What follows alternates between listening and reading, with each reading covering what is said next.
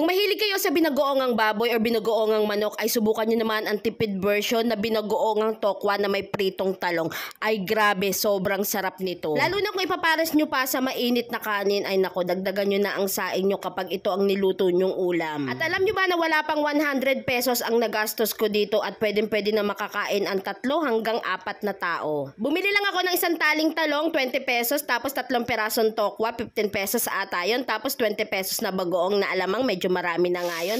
Tapos yung iba, bawang sibuyas at saka siling green. Una ko muna prinito itong tokwa at kapag okay na yung tokwa, ayan, hanguin na muna natin tapos set aside. Pagkatapos naman ito, ay ipiprito natin dito yung talong.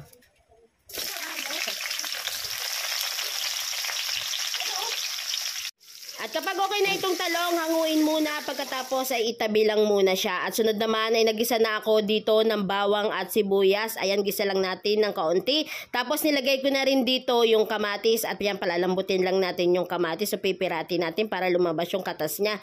Sunod naman ay nilagay ko na dito yung bagoong alamang. Ayan, medyo marami na nga yung bagoong na alamang na nabili ko. Halagang 20 pesos lang yan. Hinugasan ko na nga rin pala yan para naman mabawasan yung sobrang alat niya. Ginisa ko na siya ng mabuti at tapos ay naglagay na rin ako dyan ng suka, naglagay na rin ako ng asukal para pambalance lasa dun sa alat ng bagoong alamang. At para naman hindi sobrang dry ng bagoong alamang natin ay naglagay lang ako dyan ng kaunting tubig, pagkatapos ay pagpapatuloy lang natin yung pagluluto dito sa bagoong alamang. At kapag naluto na yung bagoong alamang ay pwede natin ditong ilagay yung ating tokwa na naprinito kanina at pagkatapos ay itong talong. Tapos ay haluin lang ito ng maigi. Alam nyo ba, sobrang bango nito nung niluluto ko. Alam mo yung amoy niya, talagang magugutom ka. Yung kahit hindi ka pagutom pero pag naamoy mo to, siguradong magugutom ka talaga ulit. Naglagay na nga rin ako ng kaunting paminta para naman mas masarap pa. Tapos ay naglagay na rin ako dito ng siling green. Kung gusto nyong maglagay ng siling labuyo ay syempre pwede yun dahil masarap dito kapag medyo maanghang talaga. At eto na nga, luto na ang ating binagoongan tokwa na may talong. Alam nyo ba, sobrang sarap ng recipe na to at napakatipid pa dahil wala pang 100 pesos ang nagastos ko dito.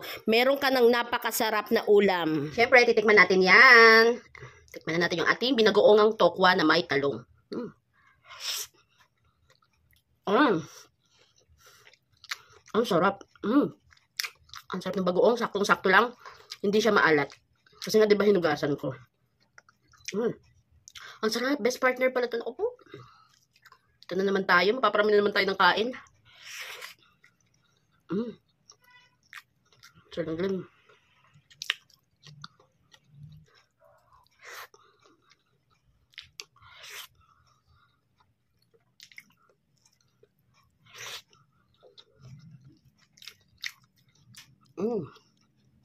Sobrang sarap.